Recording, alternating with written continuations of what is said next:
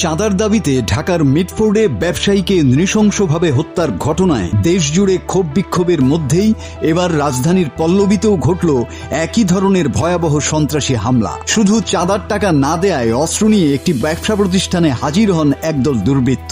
গুলি ছুড়ে রক্তাক্ত করে একজন কর্মকর্তাকে। আতঙ্ক আর ক্ষোভে ফুঁসছে স্থানীয় ব্যবসায়ীরা। গত 11 জুলাই বিকাল 5টার দিকে পল্লবীর আলিটেক এলাকায় একে বিল্ডার্স নামের আবাসন নির্মাণ প্রতিষ্ঠানে এ হামলা চালানো হয়।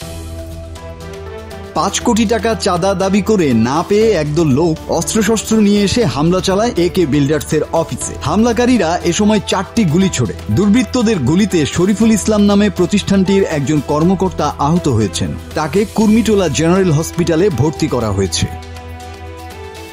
চাঁদাবাজি ও হামলার এ ঘটনায় পল্লবী থানায় একটি সাধারণ ডায়েরি করেছিলেন প্রতিষ্ঠানটির চেয়ারম্যান কাইয়ুম আলী খান। জিডিতে তিনি অভিযোগ করেন, গত 27 জুন তার ব্যবসা প্রতিষ্ঠানে প্রথমবার হামলা করা হয়। এরপর গত 4 জুলাই আবারও হামলা করে অজ্ঞাত ব্যক্তিরা। তারা ভয়ভীতি ও প্রাণনাশের হুমকি দিয়েই যাচ্ছে। এসব ঘটনার পর গত শুক্রবার প্রতিষ্ঠানটিতে আবার হামলা হলো।